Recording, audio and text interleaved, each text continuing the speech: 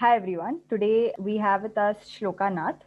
Shloka currently leads the Policy Advocacy, Sustainability and Special Projects portfolio at the Tata Trust with a focus on the organization's work on climate, energy and environment.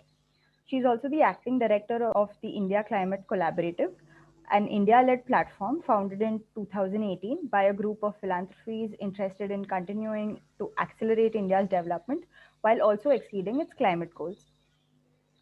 Shloka began her career in the communication space and had a range of experiences at media houses like NDTV, BBC, and Forbes, among others. After many years in journalism, she worked as a researcher at the Gateway House, a foreign policy think tank in Mumbai.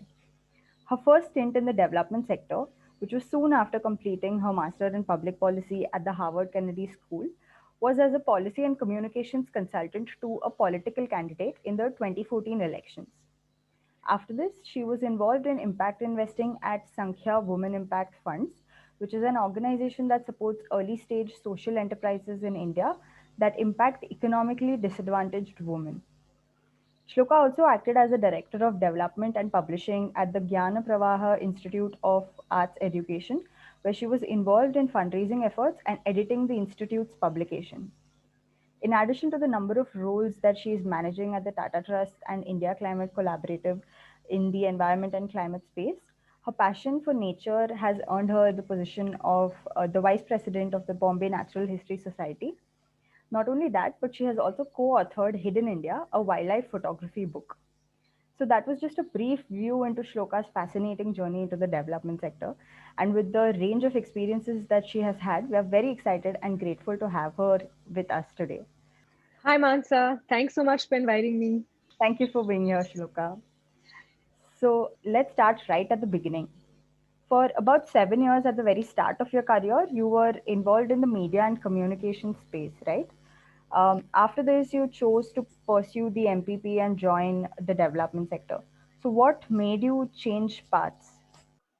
Great question. I never really saw myself as changing paths. I think for me, I was always fascinated in working in some area of the development sector, or really, I think the way to describe it is, I was very sort of keen on working on in some area of public service. And for me, access to information was always such a fundamental right. And I still believe that. For me, journalism was never really about sort of my published work or my, face on television. It was always about what are those critical gaps in information that currently exist in the country, and how is it restricting people's rights, and how could I use that opportunity to fill out those gaps or fill in those gaps in information to really drive change within within India. And I think, as the more I sort of got involved in it, in journalism, I really started with both the both ends, because I actually started off my career at the BBC, where I was a production assistant and sort of moved up the ranks there. But I was working on long form documentaries, and the gestation period for each of those projects was at least 6 months. And I remember thinking that, as exciting as it was to sort of dive deep into these subject areas, like I just wasn't getting, I wanted something more dynamic, more fast paced. And so I switched to 24-hour news. And that's when I moved back to India and I joined NDTV.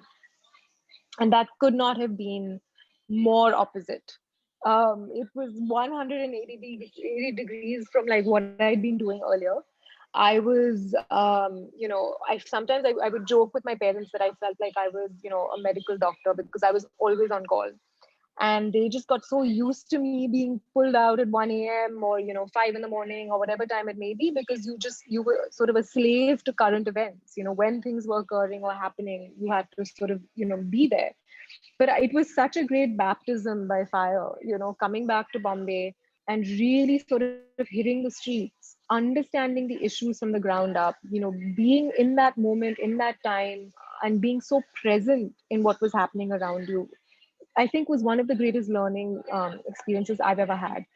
And I think by sort of natural progression and growth and evolution, which really is, I think, hopefully the hallmark of a good career is that you're continually learning and learning more about yourself and what drives you. I, realized after a few years in television journalism that I was skimming the surface a bit too much. And it's almost like Goldilocks with her porridge, right? Like not too hot, not too cold. You want something right in the middle. And I was like, look, print journalism really feels like where I can both, move quickly according to like sort of issues and current affairs that were coming up, but at the same time have some space to really provide some depth and substance.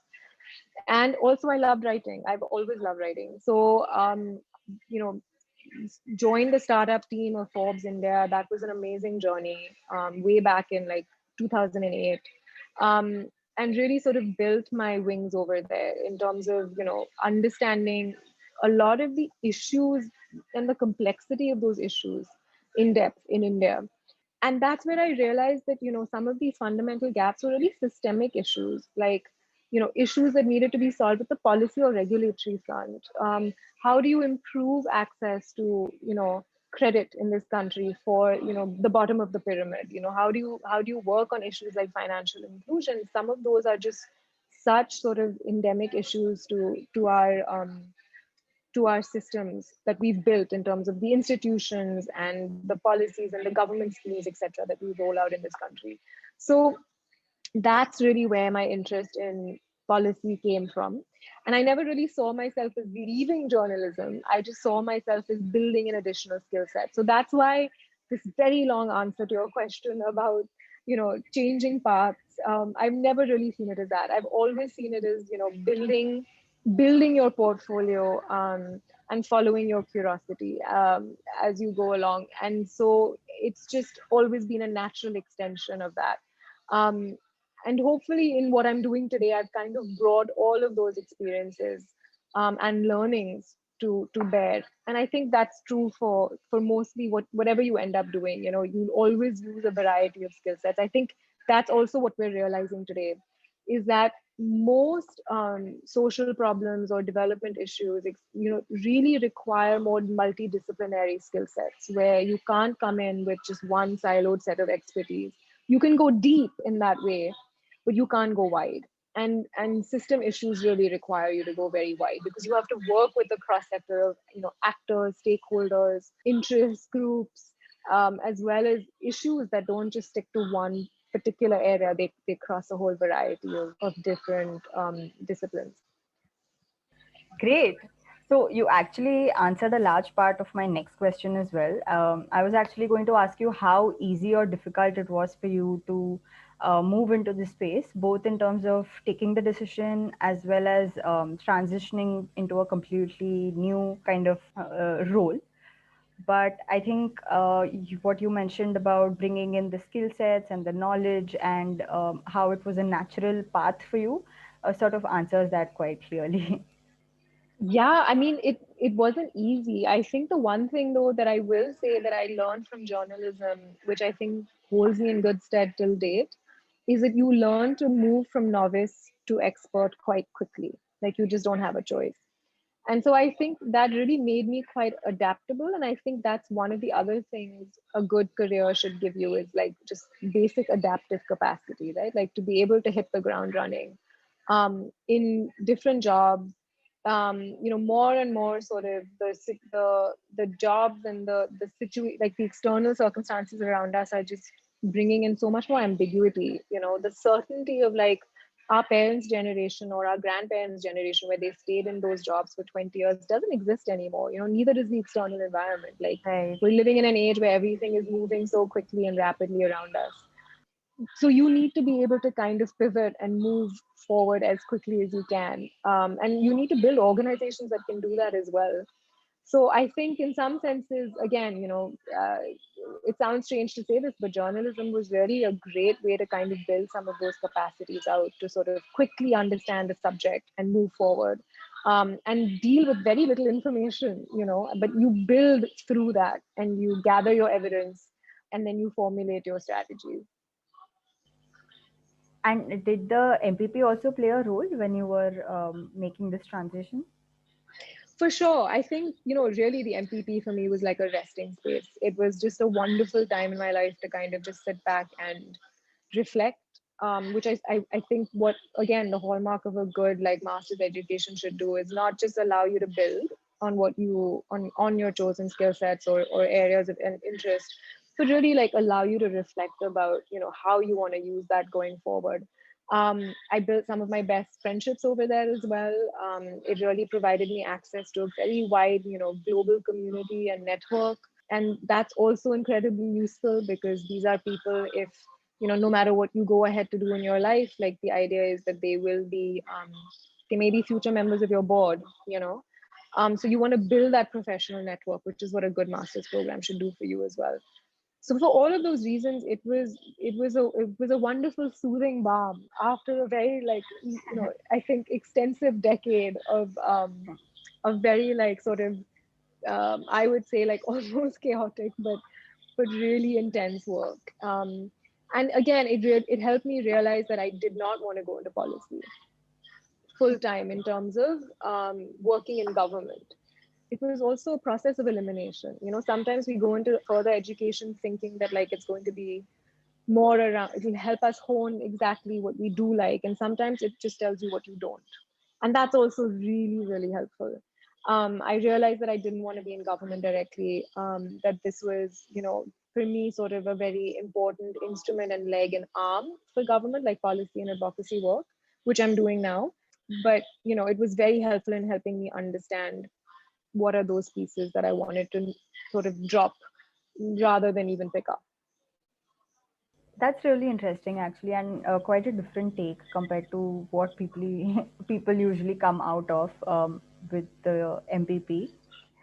And the thing that you mentioned about adaptability as well, right? Like how a good job provides you with the skill to be adaptable and learn quickly and move across different jobs. So I noticed that even once you joined the space, you worked across different domains in the development sector, right from policy communication, impact finance, and gender equity to sustainability now. Could you briefly talk about what you did in each of these roles and what skills did you gain from that? Yeah, for sure. I think, first the political campaign itself, which I think was such an amazing grassroots experience. And again, realized that I didn't want to be in politics, but it was, again, such a wonderful canvas to sort of learn from. We were literally going door to door and canvassing, and I've never done that in India, before. But it taught me so much about the city that I live in, the real priorities and needs of everyday citizens, and it really taught me a lot about the political process. There's no better sort of learning than just by experiencing it. The other piece, which is the gender impact fund, which I'd set up, was really again focused on, I've always had an entrepreneurial bent, at least enough of a curiosity to understand what it would be like to have your own enterprise or to build your own.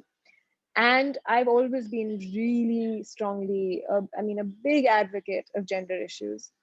And for me, like sort of being able to marry my experience in the social enterprise sector, because that's really what I had been reporting on for all those many years. So I had a very good sense of the space, the players, the issue areas, what were the gaps, what were the opportunities, and marrying that with my passion for women's issues, really like culminated in this idea for a gender impact fund. So one basic skill set was just, learning a great deal about what it means to be an entrepreneur, the basics, just, right from fundraising to operations to managing, stakeholder relationships to strategically building out a vision and sort of taking it through. And I think the other part of like being an entrepreneur that I don't think people talk about enough is just the persistence that you require. As that's a real skill set, like the belief in your vision and persistence, because trust me, there are days when you wake up and you have so much self-doubt and you're just wondering what you're doing and why you're doing it.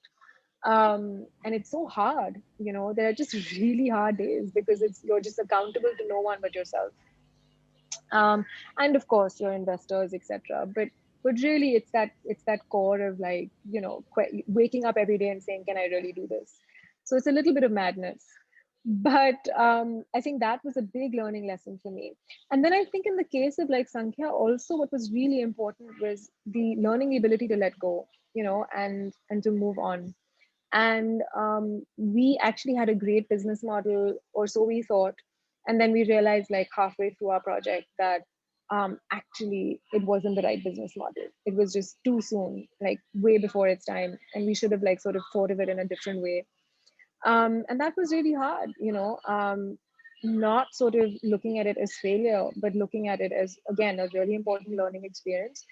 And more importantly, like I said, learning when to pivot. I can't emphasize that enough. Like, most leadership really doesn't come down to like having subject expertise, or, I mean, of course, it's great if you do, but it comes down to sort of these incredibly vital qualities like vision, like empathy. Is a big quality that you need in leadership. But the other one that I think again is so important and was really true in the case of Sankhya was being able to sort of make decisions or pivot quickly when things aren't working out.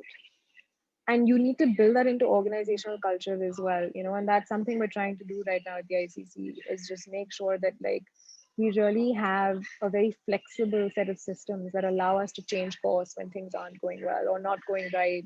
And that's really what I learned at Sankhya, was like it's far better to sort of deal with the situation right now, accept what it is, and cut your losses, and not sort of go ahead, because there's a fine line between belief in your vision and also understanding what the external environment and others, you know what the external environment needs. I think that's a better way of putting it. And you have to be able to be honest with yourself, and if you can't, then you've got a real problem. So that was a great learning from Sankhya. Great. And how does all this feed into the work that you do now? What was evident over the last decade is just my passion for climate change. And I've always been very into wildlife. My dad's side of the family are all wildlife obsessed. They're wildlife conservationists. My dad himself is a wildlife photographer, like on the side. Um, but so is my family. And so it was just embedded in me from a young age. Like when I learned how to fish before I could walk. I was one of those kids. Like we were in the jungle, I think when I was 2. And so there was this incredibly like healthy respect and love for the natural world that was always there. But I think in my 20s, and as you become career obsessed, I like completely lost sight of that. And my brother was the one who always maintained that connection, as did my dad. And in the last 10 years or so, it's just come back for me in a really big way. That connection to nature, the importance of like the natural world to really who we are, as a species, as just also like an individual on this planet. It's where I find my greatest solace, and it's where I find a lot of perspective about like life as a whole. And I have a very deep spiritual connection to the natural world as well. And so that part of me just got larger and larger and larger. And then after I closed down Sankhya, I remember I had a good like year where I just didn't know what I wanted to do. And I was very like lost to sort of jump into something else. You have the initial sort of fear about what you're going to tell people, you're not doing anything. But I really took that time out, because I said I don't want my next decision to be a reactive one. It has to be like one that comes from a place that really means something to me.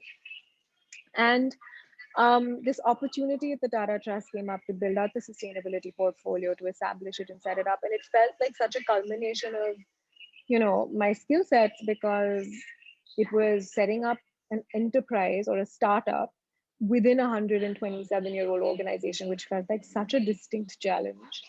And then it was also this opportunity to really further my curiosity and passion about climate change and what was happening around us, and in some way really give back to both the planet and the people on it. And since then, it's kind of, as you can imagine, evolved ever since. But that was really what I brought to it. Wow. So, what I find fascinating is that you had so many interests and so many things that you were passionate about, so many skill sets that you built over the years, which complement each other. And all of them led you to sort of this area where you were passionate about this area from a very long time and it led you to discover that. So, I mean, is that correct? Did this process of exploration help you discover your interests, or do you still see this to be a lifelong process of experimentation and learning and sort of adapting to things as they change? I think that's such a good question as well. I think it's a bit of both, you as you sort of grow and evolve, you get more clarity for sure. But I don't think the process or that journey changes in terms of like how you approach life. I don't think it ever should. Like life should be a journey of exploration always. The day you decide you've learned everything or you know everything, I think is the day you should just sort of walk away. I mean, what's the point of being alive? And so That's that a good one. humility, yeah, that humility I think has to come always. But more than humility, I think that natural like joy and passion and curiosity for life, right? Like if I had decided at 25 or even at 30 that like this is what I'm going to do with the rest of my life, or these are what my interests are and they're set, I'd never have been open to like climate change coming back into my life in such a big way. And it's sort of shaped everything, for the last 5 years. So, you never know. But can I say that like I may sort of decide to do something completely different in 10 years? Who knows? Like maybe. And I'm completely open to that process because, like I said, this will just lead to more and more and more. But will I ever stop being interested in climate change? No. Like that is something that I realize is going to be a lifelong passion and a lifelong commitment. So and similarly with writing, I've never dropped that. I continue to write. I continue to be passionate about it.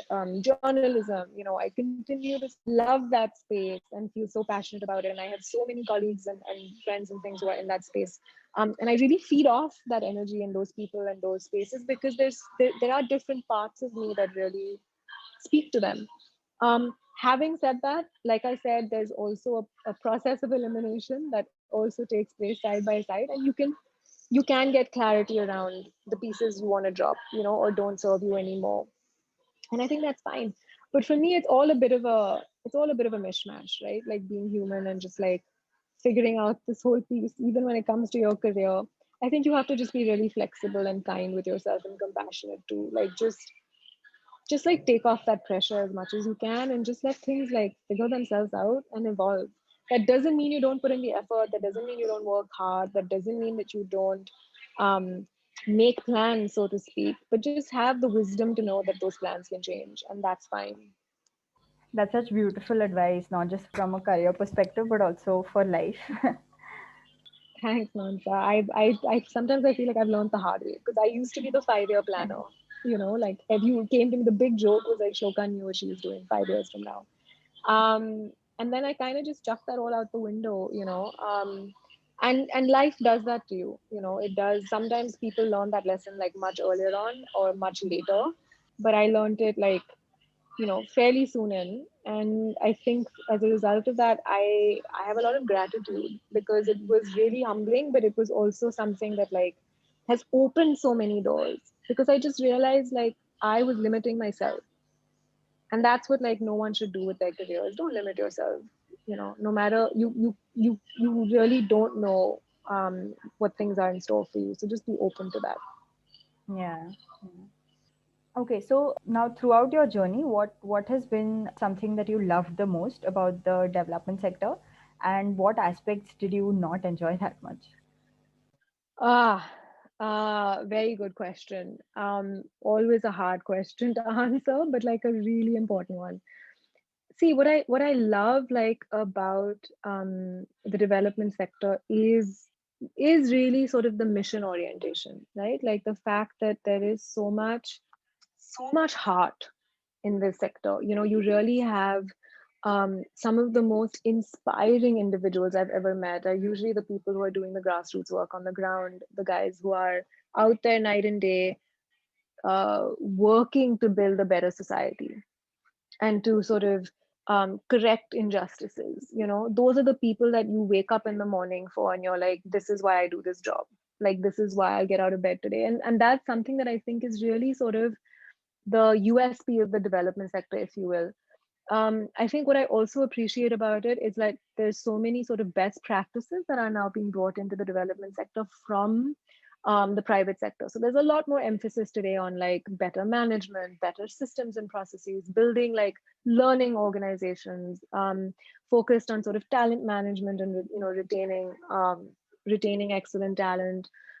These are all things that are in some senses sort of the privatization of the development sector, which is a whole other argument, like debate, which is going on right now. But there are elements of this that I think are excellent, in terms of what we're seeing now, the new sort of strategic drive that's coming within the development sector. That's really exciting because I think, these are incredibly complex social issues and social problems, and they need incredibly like sort of sophisticated tools and mechanisms and just sort of go in there and say that you're going to eliminate XYZ issues. You have people who've been working on these problems for decades, but we're now at a stage where we're able to sort of leverage the best practices of the private sector.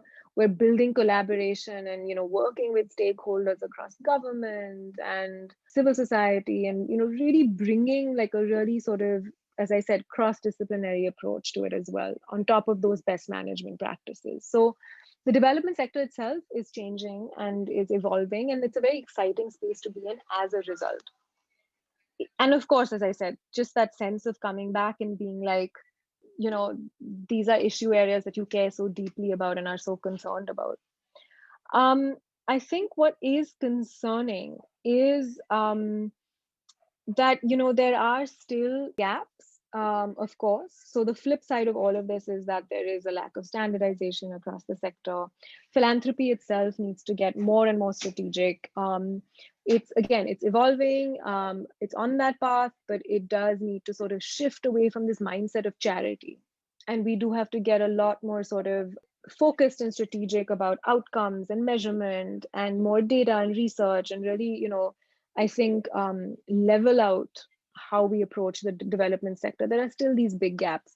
So that can be frustrating, because you want to sort of deliver the outcomes that you're looking for. You want sort of an ability to scale and to be sustainable, but these aspects get held back by a lot of these systemic gaps.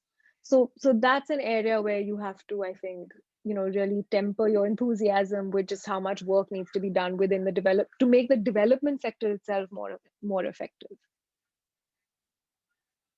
Yeah, I completely agree with everything that you said. And I think everybody in the space would have faced those things at some point in time or the other.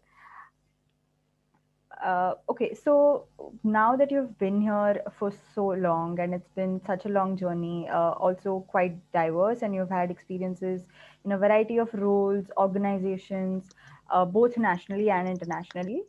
So, what have been your biggest lessons or takeaways from the entire career journey?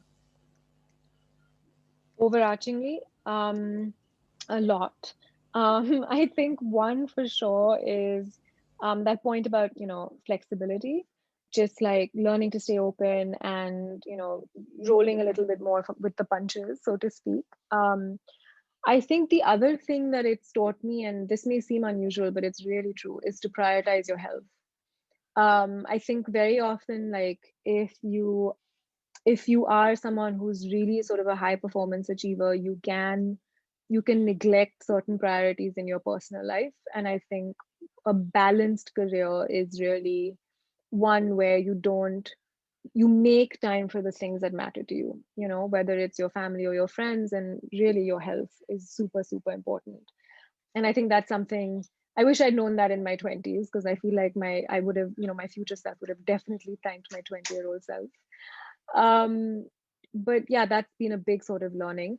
And I think just overarchingly, always staying curious and reminding yourself that there's just the more you think you need to like learn even more. And I think that's always been a very helpful guidepost for me, is don't ever assume that you've figured it all out. It's just the world doesn't work like that.